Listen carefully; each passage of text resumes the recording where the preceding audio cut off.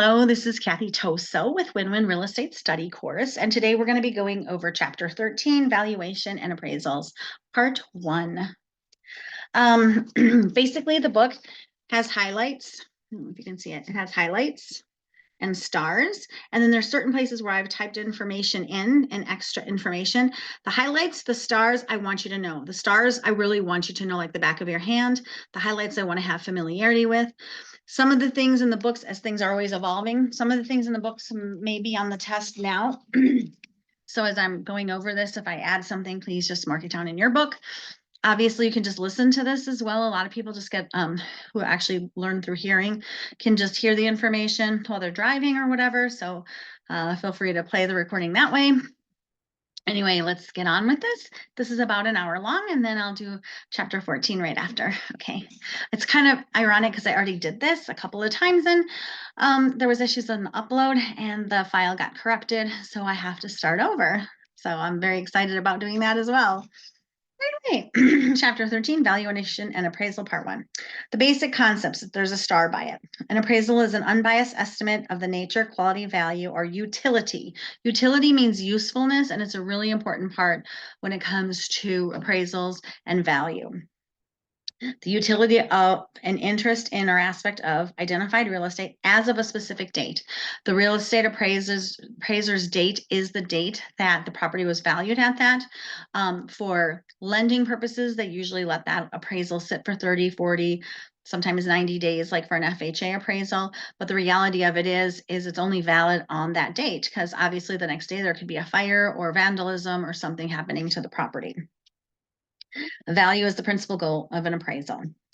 There are various types of value. Since the purpose and use of an appraisal may vary, the different types of value have to be understood. The types of value are market value or objective value, defined as the most probable price in cash terms equivalent to cash, or in other precisely revealed terms for which the appraised property will sell in a competitive market, under all conditions requisite to fair sale, with the buyer and seller each acting prudently, knowledgeably, and for self-interest, assuming there's neither one is under undue duress. It's based on the willing buyer, willing seller concept, and it's not to be confused with price or cost.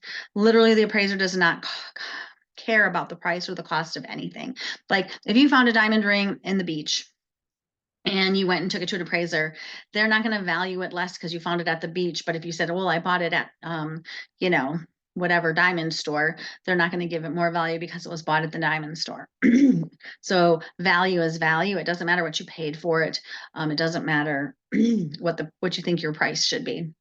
Market value, the worth or expected price that should result in the marketplace. In other words, when we tell people what we feel the market value of their home is, we're hoping that it's going to sell for that price. The price is the amount paid to the seller. It could be more or less than the market value. The cost is the total dollar expenditure for labor, materials, financing, profit, and other expenses to acquire and develop a specific property. An improved property's cost is seldom its market value. Utility or use value, this is subjective value. This is like to an individual. Its value and use to an owner. Special purpose buildings such as churches, city halls, museums, etc., have relatively few potential buyers and are limited market properties. A property's utility value is seldom its market value. So in another way, like let's say there's a house across the street from mine that's for sale and I want to buy it so my mom can live there. Obviously, the value to me on that property might be more to someone else because I want my mom close. It saves me gas. It saves me all these other things. So I might be willing to pay a little more than the next guy to have my mom across the street. So that's kind of how usefulness kind of plays into this. Obviously, there aren't very many churches or schools or whatever. So there's not very many people looking for them. But when there is one available that somebody's interested in, of course, it's one of those things that they're going to look at how long it's been on the market, what they can really afford, and then, obviously give their offer.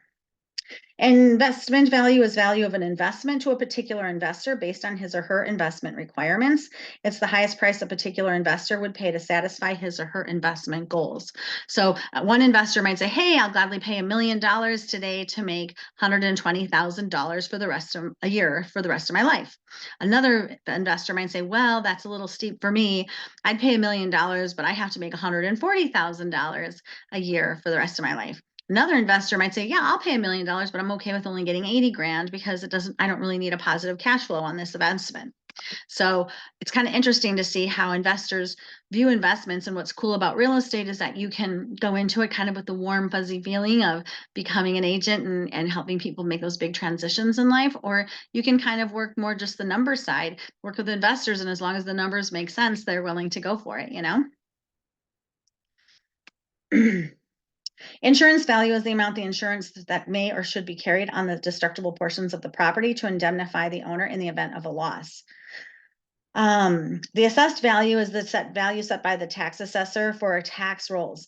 Ad valorem means according to value. I typed that in for you, so you need to understand what assessed value is, and that it's an ad valorem tax. It's according to value.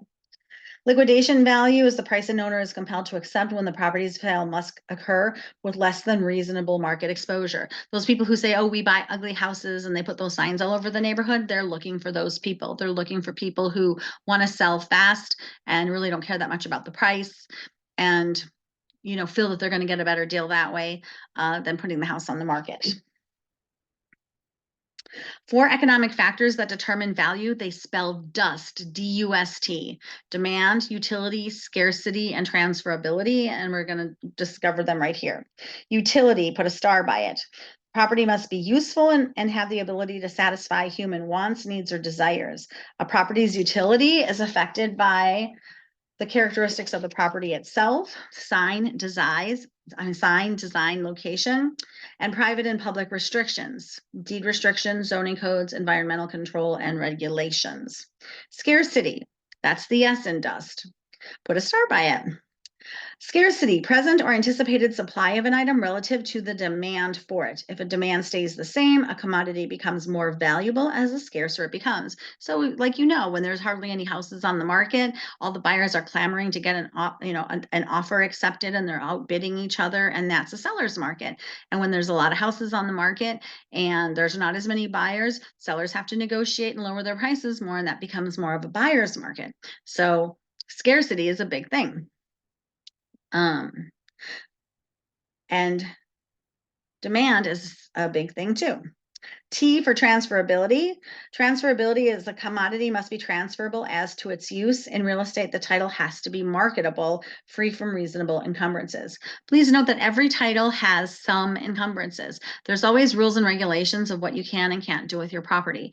You can't necessarily dig down as deep as you want. You can't necessarily, you know, shoot rockets to the moon. You can't necessarily have a 20-foot fence. All of these things make a difference, and all property does have some sort of encumbrances, and most people would consider those reasonable. The basic forces influencing value. The value of real estate is created, maintained, modified, and destroyed by the interplay of 4 basic factors. Physical and environmental forces. These may be natural or man-made and include climatic conditions, snowfall, rainfall, temperature, and humidity, topography and soil, natural barriers to future development like rivers, mountains, and oceans, primary transportation systems, and the nature and desirability of the immediate area. So when people come to California and have sticker shock at the prices, you just have to tell them, listen, here you're not paying for that building, you're paying for the sunshine, you know? You're moving here from a different state because you don't want to shovel snow anymore, you know? That costs a lot more. Social ideals and standards. Population characteristics exert a primary force. Population growth and decline, rates of births, divorces, and deaths, attitudes towards education, recreation, and lifestyle, and age distributions. As you know, there are areas in California where people tend to retire. They go to more areas that are considered, you know, retirement communities, and areas where they cater more to people who are on the other side of life. They're not building their families, they're downsizing and stuff like that. Obviously, those places oftentimes don't cost as much as the areas that have places where people are building their families and needing more schools and things like that.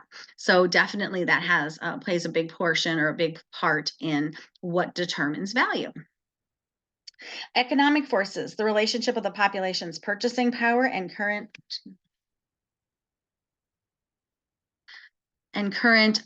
sorry about that. For the relationship of the population's purchasing power and current and expected supply and demand conditions. Supply characteristics, the available property, new development, vacancy rates, construction costs. Obviously, if there's hardly any land around, it's harder to buy land in an area that's more scarce as well. So that might be a more desirable area, you know?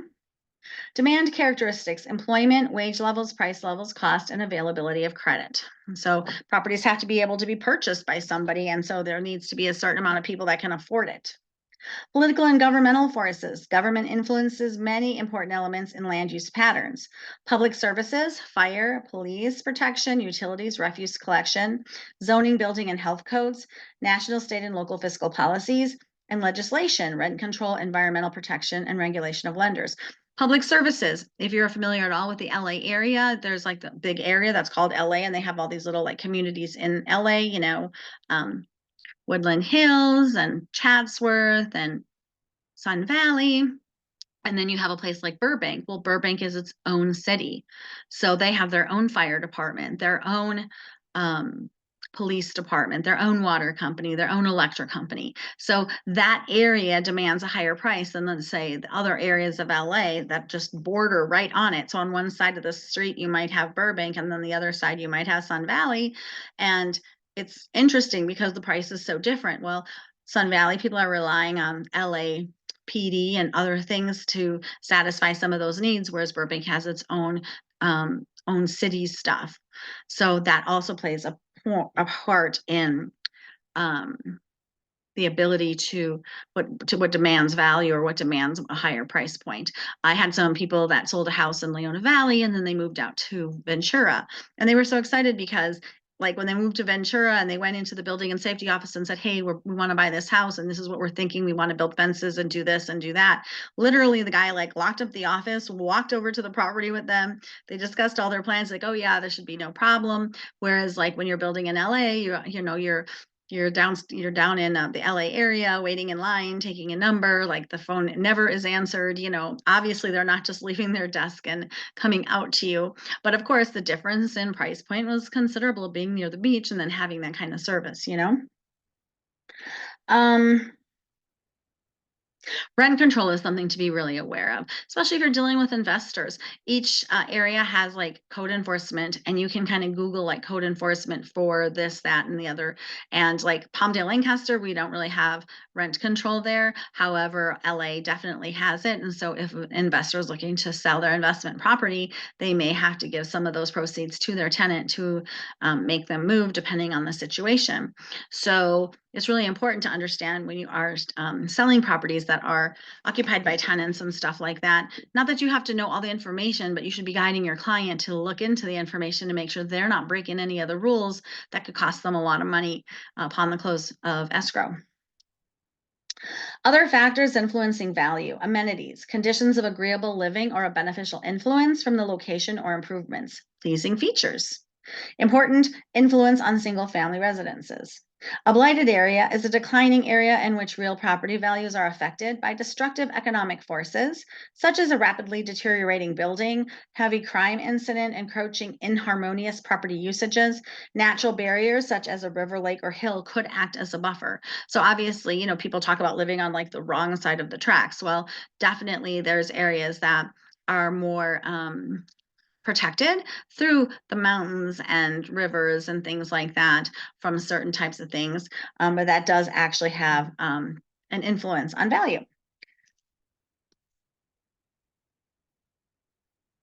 Hang on 1 second.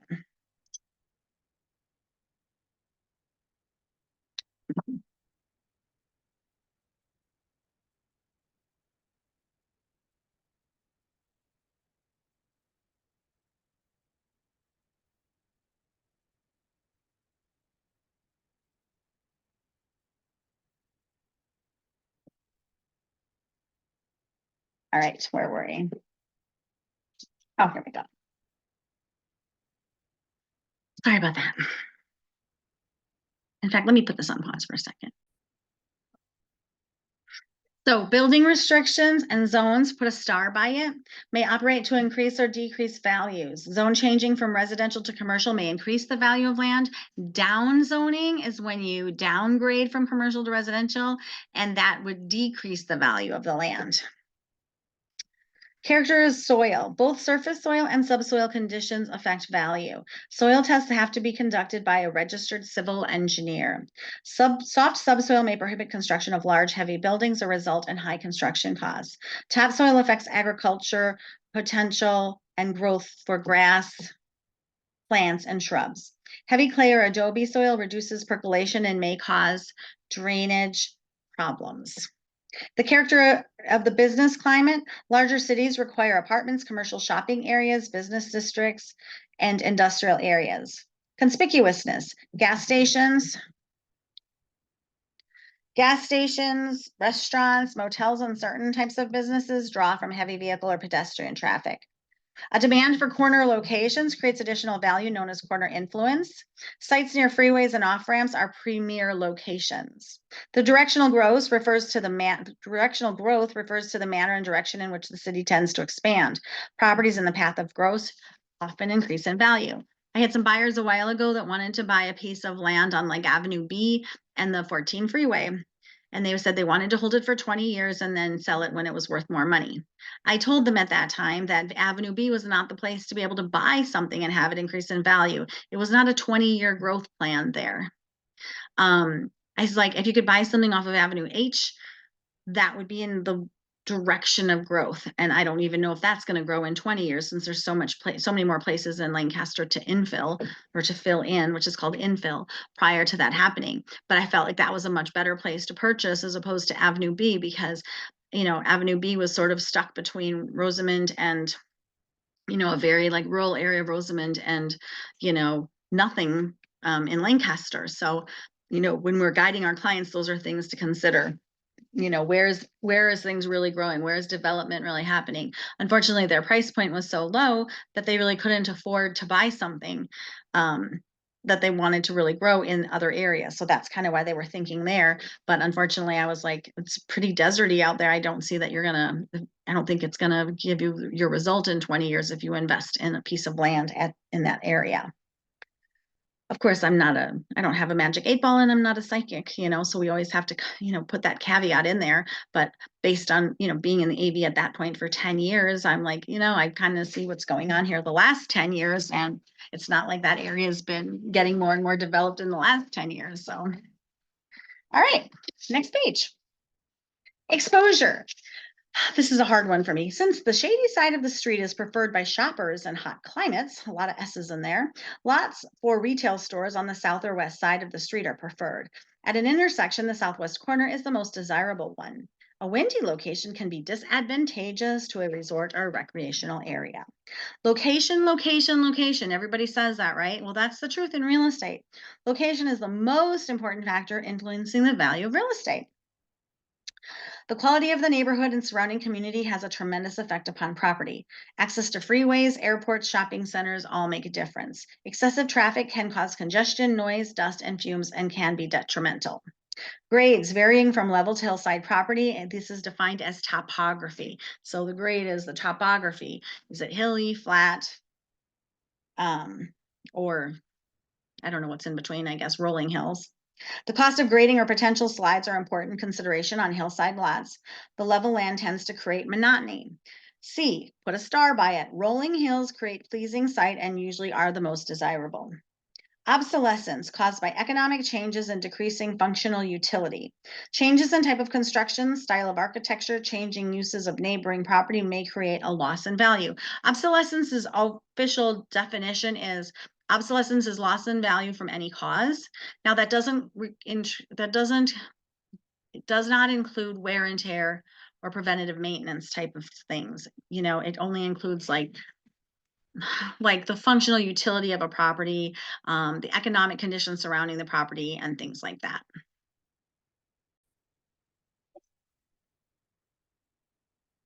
Okay, so I believe we talked about obsolescence. It's caused by economic changes and decreasing functional utility. As I said before, it's not wear and tear from use or deferred maintenance.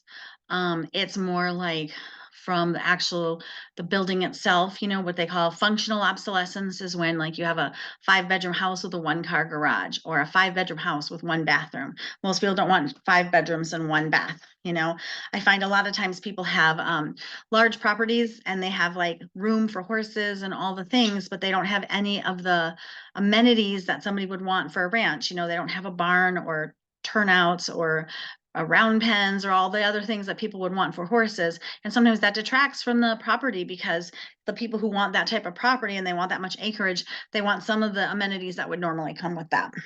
Economic obsolescence would be like things that are extraneous, things that you can't control yourself, things that are outside. So it has to do more with like boarded up properties in the neighborhood, or a boarded up or abandoned gas station, or the fact that the main factory shut down and people don't have a place to work anymore. And so a lot of people don't have as much money as they used to. Those are economic obsolescence things. And then functional literally has to do with the actual property itself, the land, the house, the building, whatever. Orientation is placing a house on its lot with regard to its exposure to the rays of the sun, prevailing winds, privacy from the street, and protection from outside noises. Plottage, an added increment of value that results from assembling 2 or more parcels of land under single ownership as opposed to the same under multiple owners. So then this idea is like in Lake Hughes, used to be able to build a lot, let's say on 7,500 square feet, and now you have to have 15,000 square feet to build to build on it.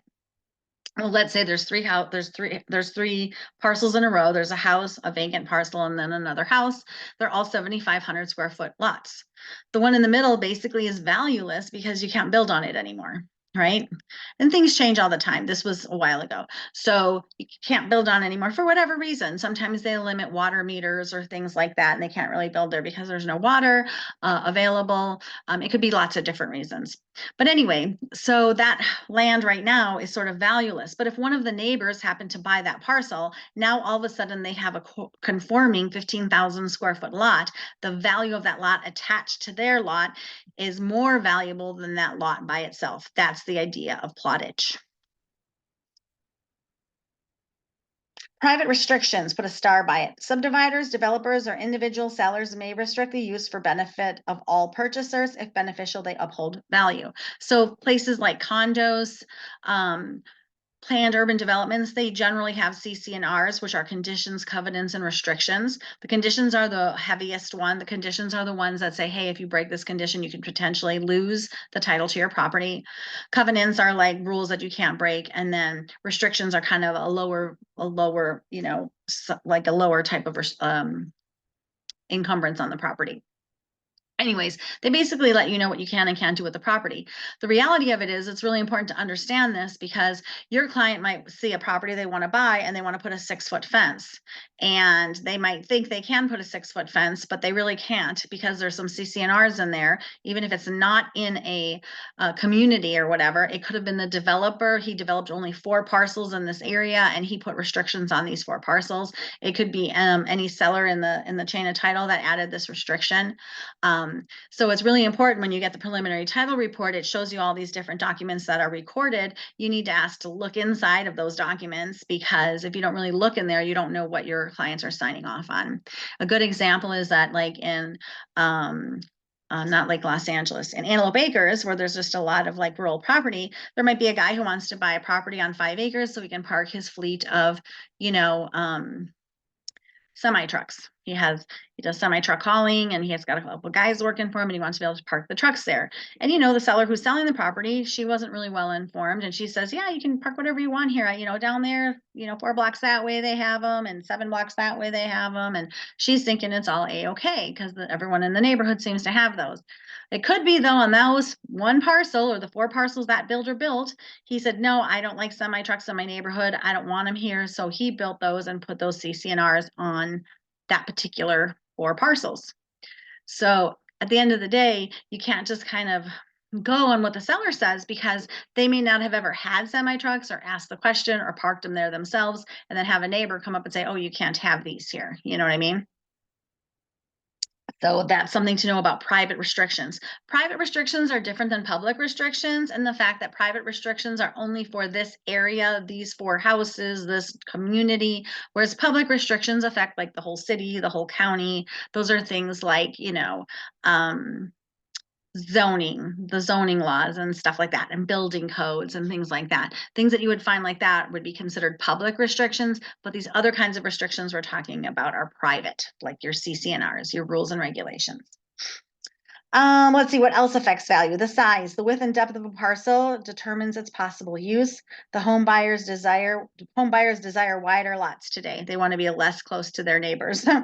Shape, parcels of irregular shape generally cannot be developed as advantageously as a rectangular lot. So in other words, if you're on a cul-de-sac, usually that one at the end of the cul-de-sac is sort of what they call a pie-shaped lot.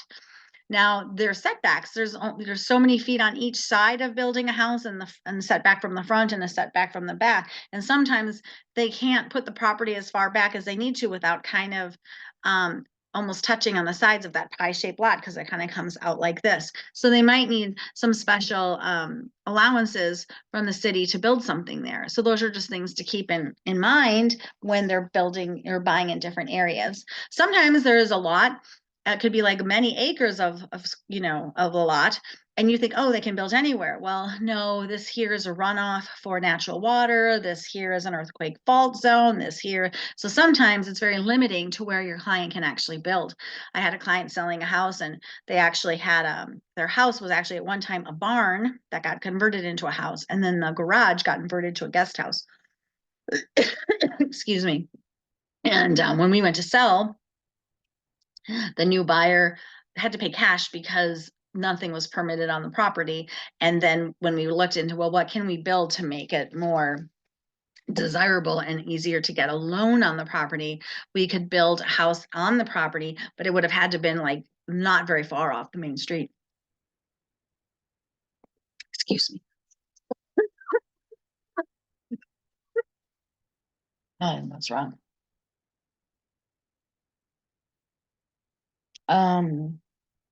Thoroughfare conditions, the width and conditions of street and traffic congestion have an effect upon properties fronting these streets.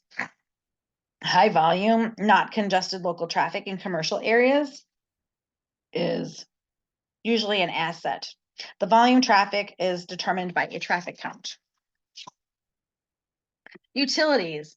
On and off-site services for gas, electricity, telephone, water, and sewer are important factors. Obviously, if someone wants to build on a property, they usually want to have utilities there. The adequacy, cost, quality, and availability are important. Utility includes the capacity to produce income. It involves good judgment as to the land's best use. Building and zoning restrictions affect utility, like the usefulness. People might say, oh, I want to buy this property and I want to have horses on it, or I want to have dog kennels on it because I've always wanted to have like a million dogs. The reality of it is if it's zoned residential, they can't board other people's horses, and they can't have a million dogs on the property if it's zoned residential. It has to have a different type of zoning.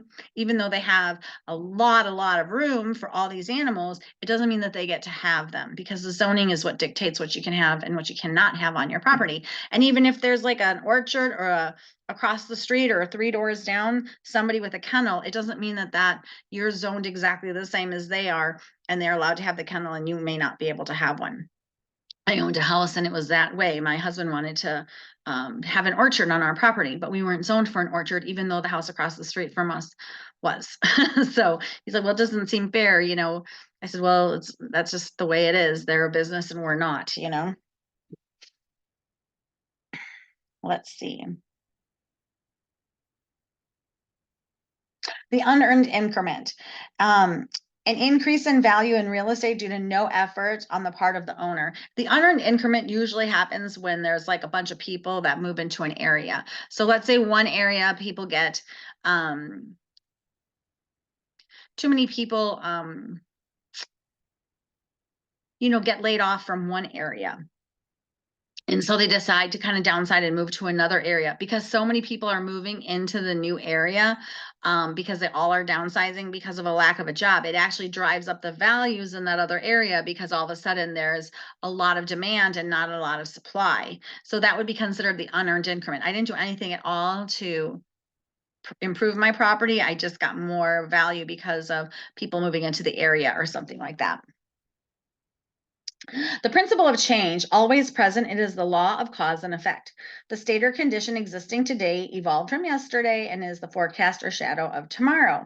The appraiser must attempt to interpret future trends and influences that will affect value. There are three subsidiary principles. The principle of integration and disintegration. All property goes through three stages: integration, which is development; equilibrium, the static stage; and disintegration, the decline or decay. So a new building gets built up, it's kind of flat for a long time, and then all of a sudden, like, everything changes in the world and everyone wants a smart everything in the house, and that house doesn't have it anymore. That's the decay or the decline. The principle of regression. If dissimilar properties are constructed in the same neighborhood, the worth of the better property is adversely affected by the presence among lesser properties. So here we go again, location, location, location. Like, buy the worst house in the best neighborhood and allow those values to bring up your value. That's called progression.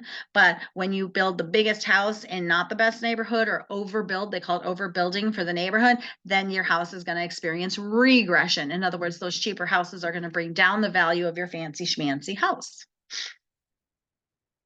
Principle of substitution holds that when two or more commodities with about the same utility are available, the one with the lowest price receives the greatest demand. Market value is indicated by the value of an equally desirable substitute property. It is applied in all three appraisal approaches and provides a basis for the following premises. So the principle of substitution is what every buyer, when they're looking for a house, that's what they're doing. They're looking at all these houses and they're saying, well, I could live here and I could live there and I could live there. And it's kind of like deciding, well, this one has all these extra amenities, but it is pretty expensive. This one has some of those amenities and is really, really well priced for what they have. This one over here is priced the same as those two, but it doesn't have any of that stuff. This one over there is like a total fixer, and I don't know if we want to sign up for that, and that's what they're doing. They're kind of evaluating all these substitute properties and deciding which one is going to fit their needs the best. And it's usually going to be somewhere in that range where it's like, it doesn't have everything we want, but it has a lot of it and it's done really well. So maybe we're going to buy this one. It's a little out of our budget, but it's not like that one, which has everything that's way out of our budget. We can't afford. So that's what a buyer and seller are doing. That's what buyers are doing. They're like evaluating the properties and kind of putting themselves in these substitute properties, trying to figure out which one is the most desirable for them. And what'll happen is the better priced properties are always going to get the most attention. So when a seller is looking to sell their house and we're talking about price, it's like, here's the list of all the active properties. If we put your price high, it's going to be here at the bottom of the list. It's not going to get a lot of attention until they kind of look at all the other ones. But if it kind of shows up in the middle of the list and it has a lot of the amenities the buyers are looking for, now all of a sudden we're in a different movie. The value of property tends to coincide with the value indicated by the actions of informed buyers in the market for comparable properties. In other words, when the house is totally overpriced, you get zero showings, zero interest. When it's a little overpriced, you get some showings, but no offers. So basically, if the house is on the market 2 weeks and you haven't had at least 10 showings, you're way overpriced. If you're on the market for 2 weeks and you have 10 potential people walk through it and you don't get an offer, you're still overpriced. So we don't really tell people what the market for sure is going to be. We kind of test the market. We think this is where it's going. We think this is a good price. We're going to give our best, our best knowledge. But at the end of the day, we can't guarantee they're going to get that price because things change in the market every day. The cost of producing through new construction an equally desirable substitute property usually sets the upper limit of value. The saying goes, no prudent person is going to pay more for a property than it would cost to buy the land and build a new one, right? So new construction sets the upper limit of value. On income producing properties, the limit of prices, rents, and rates tend to be set by the prevailing prices, rents, and rates for equally desirable substitutes. So in other words, if you are buying an investment property, you're going to want to know what are other similar units going for in this neighborhood. At that point, you're using that principle of substitution or the market data approach in order to determine that. Right? You're saying, the tenants can live here, or they can live there, or they can live there. Why are they going to choose to live in my unit? Either my price has to be great, my amenities have to be great, but somehow I have to stand out from these other people, my competition. The principle of highest and best use. That use, which is at the time of the appraisal, is most likely to produce the greatest net return to the land and or building over a given period of time. The net return may be in terms of money or amenities. So one of the first things that the appraiser determines when he goes to do the appraisal is what is the high, before he determines the appraisal problem. Like, why am I doing this? Is this for insurance purposes, a purchase, a refi, a sale, whatever it is? And then he's going to go in and say, okay, now I have to determine the highest and best use of the land. Because if it's a house built on commercial property, that is not the highest and best use of the land.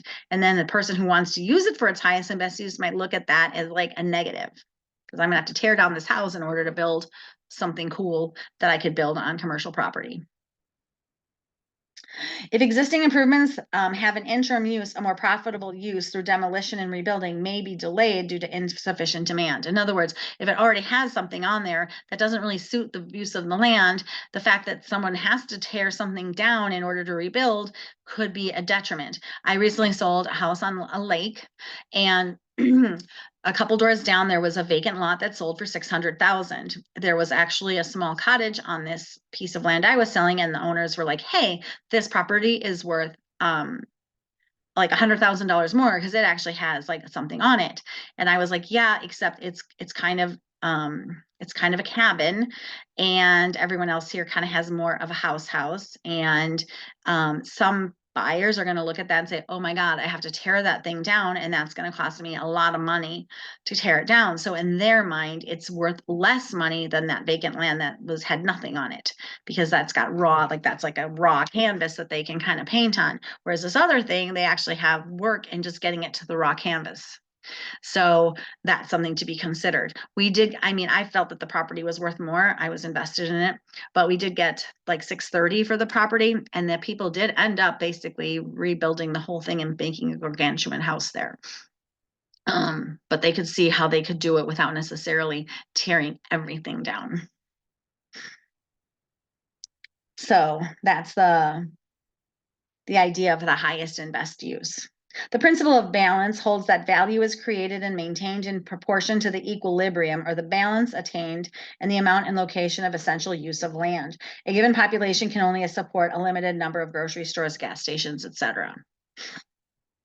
So obviously that makes sense, right? I mean, if you have too many people, that you need so many grocery stores, but if all those people happen to leave the area, now all of a sudden a lot of those stores are going to go under because they don't really have enough people supporting them. The next thing that's highlighted is the principle of contribution. The same as the principle of increasing and decreasing returns, except it is applied only to a portion of the improvements. A swimming pool costing 10 grand does not necessarily increase the home's value by that amount. So many people are like, well, I put in new windows, that should add $30,000. And it's hard because on those DIY shows, they always show that, well, they did this, this, and this, and this, and they made $100,000 extra. But the reality of it is it doesn't always work like that. And so we just have to be honest with people and be like, yeah, on those DIY shows, they kind of have a lot of advantages that like the normal person doesn't have, they have a crew that are working for them, that are part of the TV show and stuff like that, which is just a lot different, I want to go over above that called the principle of increasing and decreasing returns, so you kind of understand. This holds that when larger amounts of capital are invested, the rate of return increases. But when the optimum rate is reached, however, any increase of capital reduces the rate of return. Fertilization of land increases crop yield up to a point, but excessive use merely adds to the cost and does not really increase the yield. So you can throw money after something. You can keep throwing money after something, and at some point you're throwing good money after bad. You can throw money after something and it improves it to a certain point, but if you keep throwing money, it doesn't mean that you're going to make more money, is basically the idea. And here's an example of the principle of contribution. An owner of a 12-unit apartment is renting unfurnished apartments. If the owner converts these to finished apartments, will the additional investment contribute to an overall increase in the rate of return? If it does, the owner may make this investment, but if it doesn't contribute to the rate of return, it does not make economic sense to do that. So I have a guy right now, he's selling a house that needs a lot of work and they're talking about painting and doing all these things, but literally the porch is basically very dilapidated and it's kind of dangerous, and there's no handrail going down the stairs. And I'm like, the reality of it is where I think you should put money into the place isn't going to get you extra money. Like fixing the porch isn't really going to get you extra money. It's not going to really add that much value to the property. You're going to put it in because there's an expectation that a porch should work. There's an expectation when you buy a property that the window should work. So when you put new ones in, it doesn't necessarily add the whole value of what you put in, you know? Same with a roof. You can spend 10 grand on a roof, but normally it doesn't add $10,000 worth of value because most people do expect to move into a place that has a reasonable roof, you know? So I'm like, I don't know if it makes sense to put all this, you know, to paint the inside and make these other things kind of cuter when the outside has some major defects that are going to really make us need an investor to buy the property. And then an investor buys the property, they're going to want to decorate it and fix it to their liking with their crew and all that stuff, if that makes any sense. So that's kind of how the principle of contribution works. All right.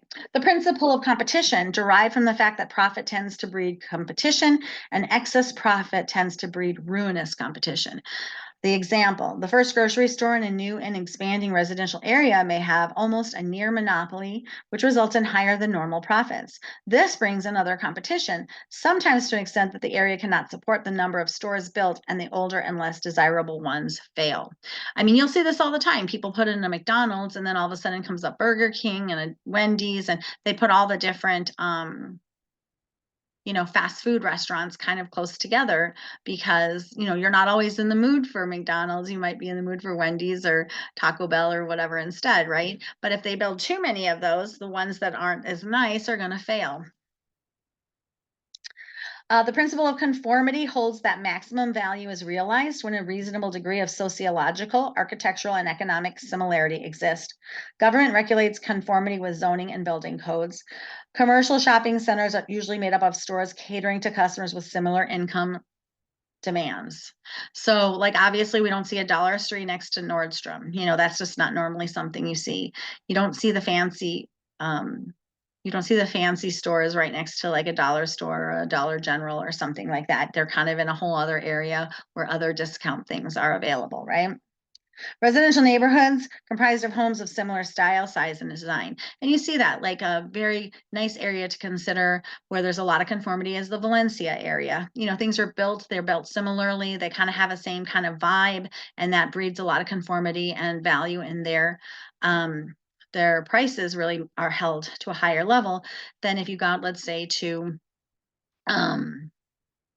Antelope Acres or Lake LA, where a lot of the houses, like, you have a beautiful home and then kind of more of a mobile or manufactured home. And then you have like a 1950s house. And then you have, some kind of like little shacky type house. Then you have another mansion-y looking house, right? When there's all that diversity, all that eclecticness, which personally I love, like I love the way that looks, but I'm not the norm. Most people prefer to go and have everything kind of look more cookie cutter and whatever. So, you know, that's the principle of conformity. So when the houses kind of conform, and even in the neighborhood, if they're all like 60s houses, it looks better than when there's a 60s house and a brand new house and an 1800s house. And you know what I mean? It just has a better way of conformity actually breeds value is what I'm trying to say. So the more conforming the neighborhood is, the more value that can be held at the highest level. The valuation process, this is going to go into a lot of things, but basically they first define the problem. That's the first thing, letter A there. They define the problem. And then they obviously have to identify the real estate, what are they going to, which property are they going to actually, evaluate. And then they have to, what kind of property is it fee simple? Is it a lease? Is it minerals? That kind of thing. They have to put the date. The date is very important on the appraisal. It is only good for the date that they did it. I mean, for lending terms or for lending reasons and for like FHA reasons, an appraisal can be used for like 3 months for FHA. But the truth is the appraisal is only good on the date the appraiser did it, because there could have been a snowstorm or a hailstorm or vandalism or something like that done to the property. So for test taking purposes, that date is not like 3 months or anything. It's the one day the appraiser was there. That's the date that the property was valued at that. The definition of the value is the type of value specified, whether it's market value, use value, going concern value. They have to figure out like what type of value they're going to be doing. So that's kind of the way that the valuation process works.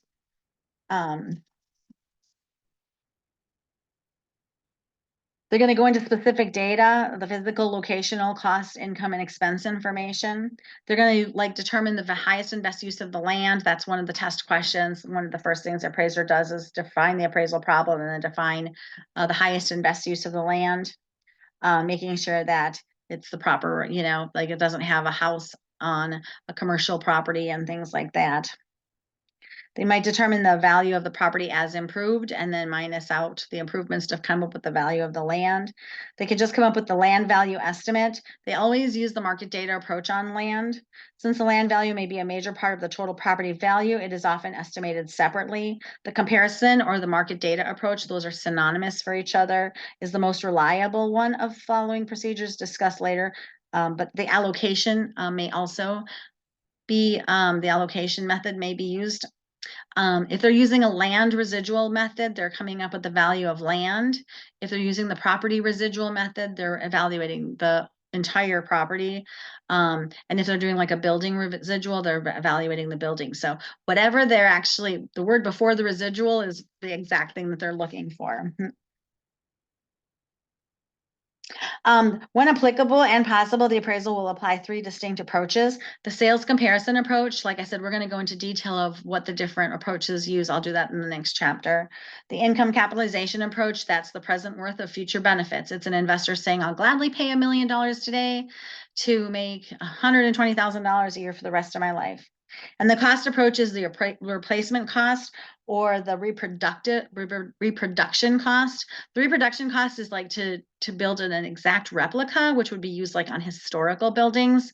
Otherwise, they're just going to use the replacement cost, which will actually replace like the utilities. So if my 3-bedroom, 4-bath house fell to the ground or burned to the ground, and they're going to build me a new one, they're not going to build me an exact replica of my old house. They're going to build me a house that is useful. It has the same utility as my previous house. It's not going to look like an exact replica of what I had before, but it will have the same use or utility. So that's kind of 3 things to know. So the market data approach is always used on land. The cost approach is always used on special purpose properties like schools, churches, community centers, hospitals, things like that. And then the income capitalization approach is always used on income producing properties. One of the test questions will say, well, they're evaluating a house that's currently rented out. What method are they going to use? A house that's rented out in an area of almost all people who live in their house is going to be sold as a sales comparison of market data. They're going to look for the houses in the neighborhood of what they sold for. They're not going to sell it based on the income producing. They're not going to do it as an income capitalization approach for that. If it's like a single family residence that's rented out. The report of defined value, the final step is to issue the report. There's 3 types of written appraisal reports. The letter report is what we do. Like when we do a CMA for somebody, we do the letter report. It's like a letter and documentation showing what we think somebody's house can sell for. The form report is something that the banks would use if you do a broker price opinion, which is also known as a BPO. They'll send you like a form and want you to fill it out with the information they're asking for, and that would be considered a form report. And the appraisal that we get in real estate when someone's getting an actual appraisal done, that's called the narrative report, and there is a star by it. It's the extensive report with complete documentation of pertinent data, and it has 3 subheadings. I wrote that down for you. The narrative report has 3 subheadings because that might be on the test. Appraisers handling federally related transactions must be licensed by the California Office of Real Estate Appraisers. The appraiser may also be a member of a private professional association. There's 4 state licenses. The trainee may appraise properties which the supervising appraiser is permitted to appraise. The licensed may appraise 1 to 4 unit residential up to $1 million and non-residential up to $250,000. The certified residential can appraise 1 to 4 unit residentials of any value and non-residential up to $250,000. And the certified general can appraise any and all property. Excuse me.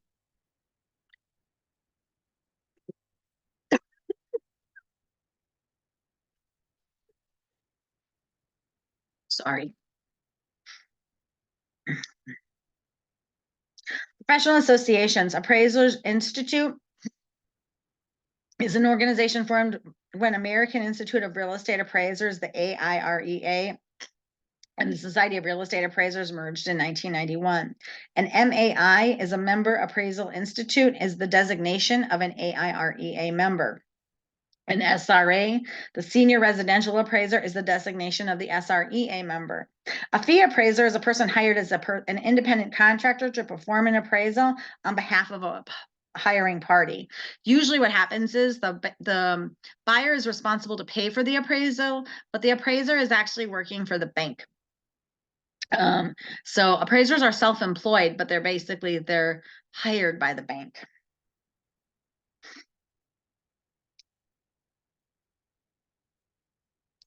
The market analysis. Since the real estate market is influenced by the attitudes, motivation, and interactions of buyers and sellers, which are in turn subject to many social, economic, government, and environmental influences, the appraiser must thoroughly understand the market relevant to the assignment. Market analysis identifies and studies a pertinent market. Types of markets.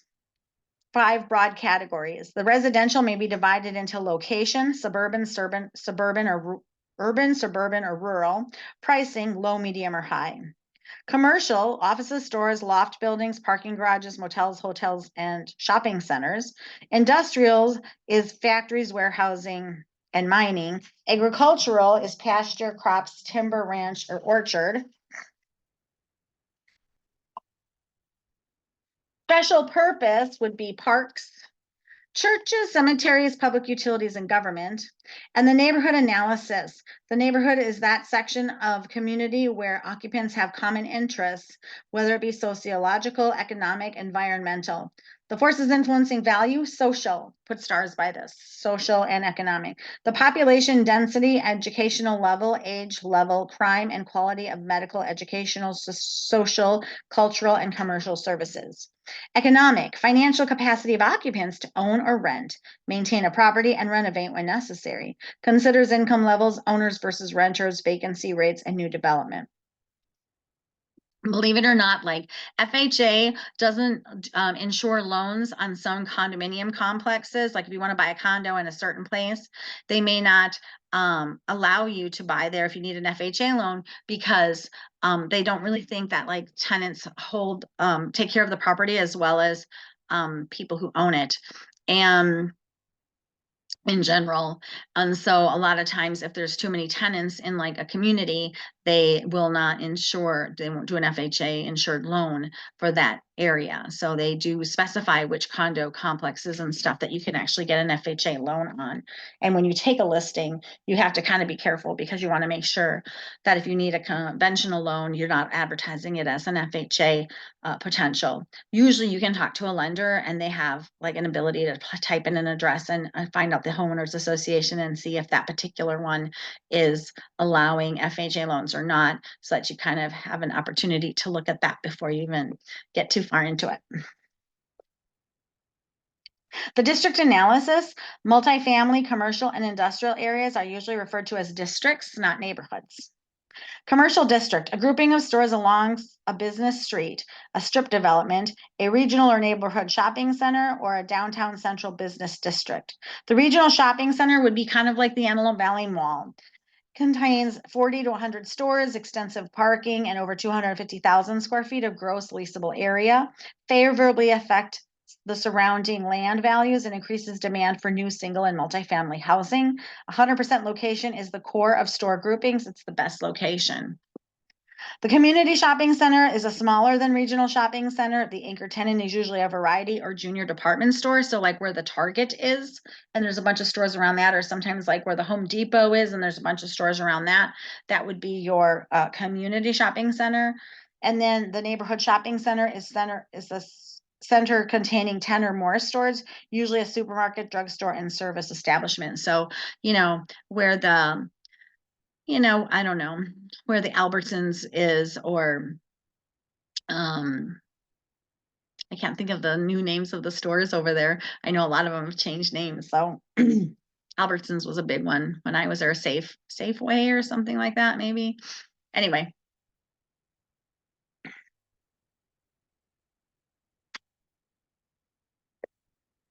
The land or site analysis, the appraisal may be used to establish the value of the land only or the land and improvements. The land must be identified and the factors influencing land must be ascertained and a final value estimate made. So the last part is like finishing the estimate. It's giving the final value. The factors influencing the value. Physical characteristics of site and relationship of improvements to land and to neighboring properties. Size and shape. Agricultural and large industrial rate tracts are described in acres. Residential and commercial sites described in square feet. As the depth of the lot increases, the square foot value decreases. And basically what happens is like,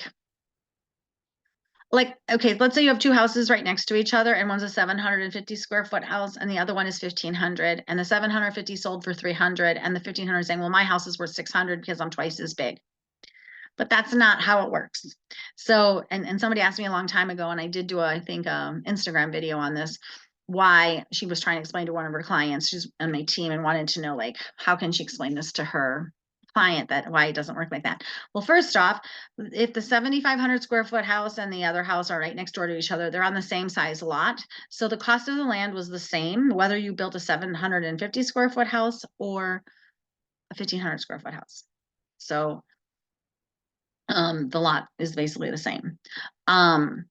It costs the same amount to bring electric and water and sewers and everything to the street. So regardless of what size house you bring, the cost of those things is always the same, right? When you build, right, the 750 square foot house is probably one story, and right there on a 750 square foot, concrete pad. And the other house, and if it's a 2-story, it's probably on a 750 square foot pad and it's got 2 stories, right? So like that right then and of itself, like you have the same cost up to that point for both parcels. So when you're dividing out the 750, how much it costs to build a 750 square foot house, divided, and adding all those costs and dividing it out, and then you do the same for the 1,500, you're going to have a lesser cost per square foot on the 1,500 because you're dividing it by a higher number. So, so that's why we have to compare like the same, like properties, right? We have to compare, a 1,500 square foot house can be compared to like a 1,200 to 1,800 square foot house. Obviously you're going to pick the ones and then you adjust for differences and try to bring it into that. If there's a ton of comps at 1,500 square feet, you're going to stick with those. The appraiser is going to stick with those. But the 750 comp that was just down the street or next door isn't even going to show up as a comp because it's not in the realm of similar square footage. And that's kind of what we're going to go with, in the market data approach, since we're doing the principle of substitution, we're looking at other substitute properties. People looking for a 3-bedroom, 2-bath house, right? They're probably not going to say, well, or the 751 bedroom one is going to be okay, right? That's not normally what they're looking. They're not substituting that property for the 1,500 one, So there's just that idea there. The frontage abuts a street, great value to retail establishment. The deeper the lot, the greater the front foot value. So the front foot value is going to be higher because you're going to say, okay, the building is X amount, but we're going to sell it for more per front foot because of the larger area that we actually have in the back. So that growing is going to make the front foot higher, not the other way around. The depth table is designed for appraisers to aid in adjusting for depth. The 4-3-2-1 rule. The theory is that the typical first fourth of the depth of a lot carries 40% of the value. The next quarter is 30%, the next quarter is 20, and the next quarter is 10.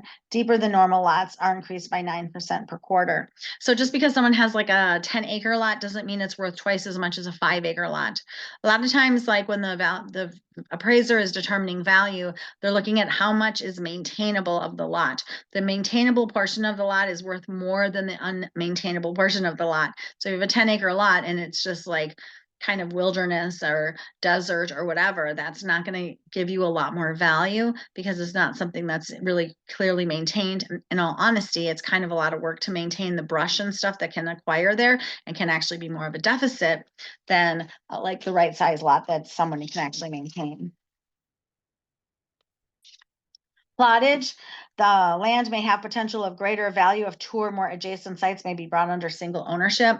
I think that we spoke about this already, that, you know, those 7,500 square foot parcel in the middle of the two other houses, and it creates more value by attaching it to one of them. Because like that area may have at one point allowed people to build on 7,500 square foot lots, but now they say it has to be 15,000 square feet. Well, that parcel by itself isn't worth anything because it can't be developed. But it is valuable to one of the neighbors because if they purchase that property, now all of a sudden they have a full conforming 15,000 square foot lot. And if they want to add a garage or do something to the property, now they actually conform with the zoning laws that now say this is what you need to build. So now it's way more valuable to the person who bought it that was next door as opposed to someone selling it on the open market, trying to find a buyer to buy a lot that they can't really do anything with.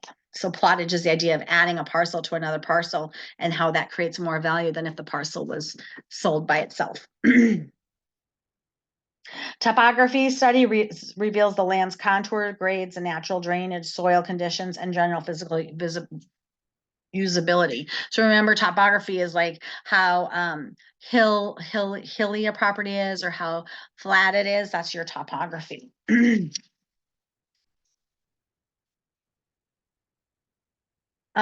Utilities, major ones to be considered are sanitary, sewers, domestic water, types and costs for water and commercial, for commercial, industrial, and agricultural uses, natural gas, electricity, storm drainage, and telephone systems. Site improvements can be on or off-site. Off-site includes sewers, utility lines, access to roads, etc. On-site includes buildings, landscaping, curbs, gutters, and other man-made improvements on the site. The plot plan is a drawing of the site which shows all major buildings in relation to other buildings. So you have to know the difference, the definition of a plot plan. The plot plan is how your property is situated compared to other buildings. Location focuses on time, distance, relationship between site and common origins and destination. Residential, parking, location, and conditions of streets and alleys, proximity to freeways, highways, traffic congestion, noise, dust, and fumes. Industrial and commercial, properties, proximity of airports, freeway, public transportation, railroad, and other means of shipping. The environment considers climatic conditions and neighboring properties, exposure to wind, sun, fog, or smog, effects of hazards or nuisances of neighboring properties, amenities of nearby parks, attractive buildings, or recreational facilities. The final value estimate. Whew, we're almost to the end. Various procedures can be applied. The market data approach and the sales comparison approach are considered synonymous for each other. So they might use the market data or sales comparison or market comparison or sales data. They'll mix all that up, but they are the same. Most reliable is the sales comparison approach. It's the sale of similar vacant parcels are weighed, compared, and related to the land being appraised. One thing you need to know about the appraiser is they never are like averaging things out. They're never like adding it all up and dividing it and saying this is the average price. They don't do that. They literally pick the best property and tell you why it's the best. Initially, they actually do look at all the different appraisal methods and then tell you why they're using one over the other. And then they use the one that they use. And then they literally, like I said, they don't add up it all and they don't add it all up and like try to divide and figure it like that. They literally say this is the best comp because it's most similar because blah, blah, blah, blah, blah. Okay. That's in the sales comparison approach. The land residual technique, by the way, like I said before, the land residual is finding the value of the land. The property residual is finding the value of the property, and the building residual is finding the value of the building. The land residual technique, the land is assumed to be improved to its highest and best use, and then the net income imputable to the land after all expenses of operation and return attributable to the other agents in production is capitalized to estimate the land value. The allocation procedure, the sales of other improved properties are analyzed and the prices paid are allocated between the land and the improvements. That's it. So we went through chapter 13. I hope this helped. I know that that last video from years ago, somebody I guess was talking and it wasn't a very good video. I liked leaving the video up because like I obviously am interacting with people and it's just I think a lot more fun when we can like banter back and forth and all that. But anyways, I hope this was good. I will be posting this and then I'll be moving on to the next one. Have a great day. Feel free to call me if you need any help. My number is 818-679-3696.